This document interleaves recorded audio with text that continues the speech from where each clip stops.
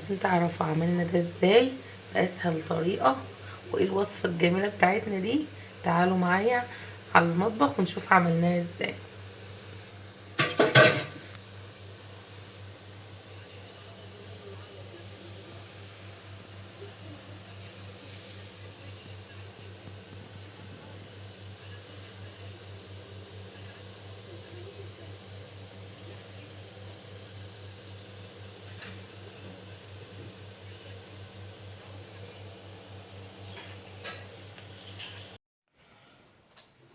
اللهم صل وسلم وبارك على سيدنا محمد. ازيكم عاملين ايه؟ يا رب تكونوا بخير.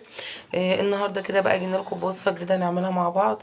احنا طبعا عارفين ان احنا في موسم بقى المدارس وكده، فكنا طبعا بنجيب الكايزر بقى لاولادنا وكده، فبيتوفر عندنا ساعات مثلا كايزرتين تلاتة بتحتفظ بيهم في الفريزر. بس طبعا بتيجي ان انت تعمليه تاني سندوتشات ما برضوش بقى اولادنا ياكلوا، انتوا عارفين، فبنقوم بقى ايه محوشينه بقى بالشكل ده كده زي ما انتوا شايفين. وهنعمله بقسماط نستخدمه بقى في رمضان، في البانيه، في كل حاجه بتضيفيه على الكفته.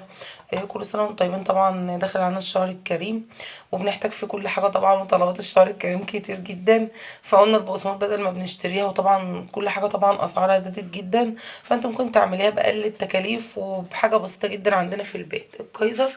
وهنبتدي بقى مع بعض كده ان احنا نقطعه ايه بالمقص كده، ايه الحجم اللي انت تحبيه يعني. وهندخله بقى يتحمص في الفرن كده، وهنشوف بقى الخطوات مع بعض.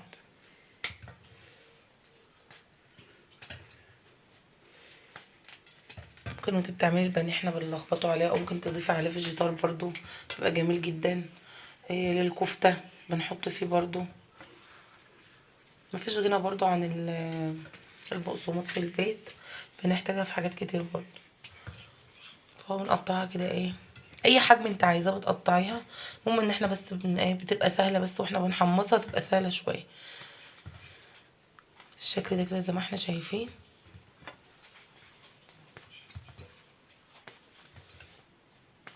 برضو ان شاء الله عايزين نعمل بقى فيديوهات، برضو ان شاء الله كده نعمل فيديو للعصير والتجهيزات رمضان بقى، كل سنه وانتم طيبين، هنعملها مع بعض بالشكل ده كده. لما كنت بقى بتفضل عندنا ونسيبه كده طبعا كان بيترمى خلاص، لا احنا ما نرميش حاجه حرام طبعا، انتوا عارفين كل حاجه دلوقتي بقت بمبلغ، فانت بتستغليه وفي نفس الوقت مش يعني مش مكلف بالنسبه لك ان انت تعمليه في البيت باقل التكاليف. اشوف يعني انا كان عندي ده مثلا 3 كايزرات في كايزرتين كده، في 4 في 3 في 2 برضو، وبقى عندي الكميه دي. شايفين بقى لما تقطع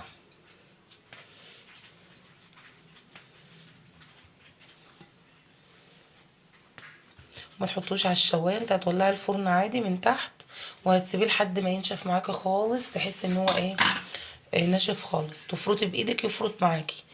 هندخله بقى الفرن ونرجع لكم تاني بقى نكمله مع بعض، نشوف هنعمل معاه ايه مع البقسماط بتاعتنا ديت.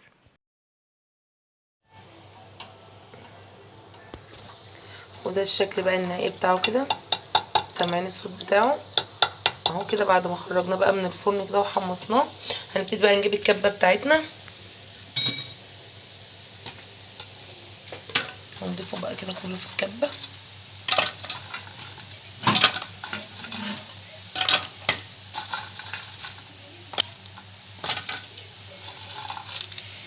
اهو زي ما احنا شايفين كده مع بعض. هنعمله بقى في الكبه كده.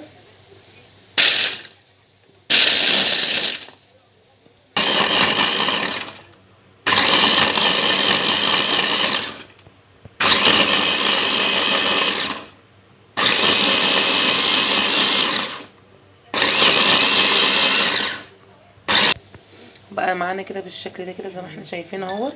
هنجيب بقى مصفى كده ناعمه،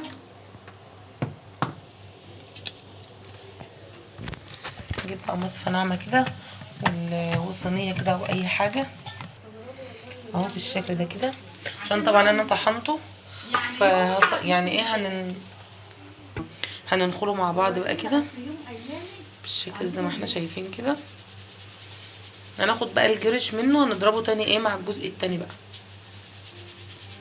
بعمله معاكم خطوه بخطوه، سهل جدا يعني ومش بياخد وقت خالص.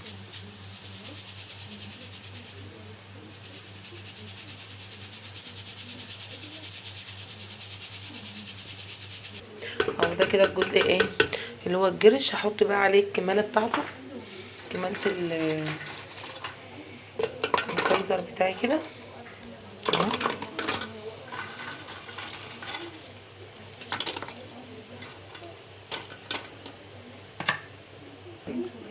هنضربهم في الكبه وبعدين نرجع لكم تاني عشان الصوت.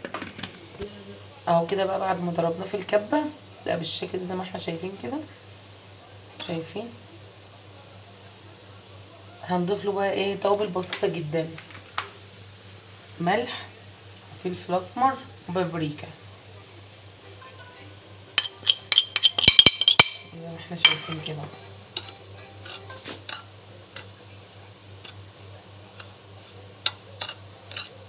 بالشكل ده كده.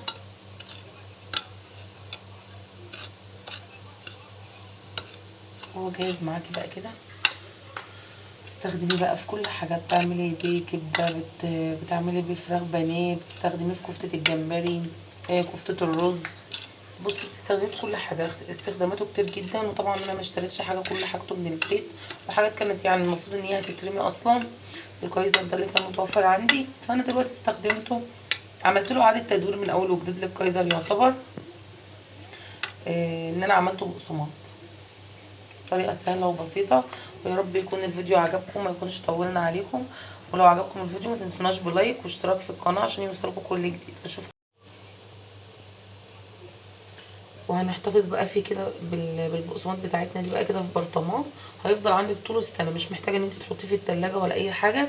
هو عاده تحتفظي بيه عادي كده في برطمان ازاز او برطمان بلاستيك، بس يفضل برطمان ازاز بيبقى افضل يعني في التخزين.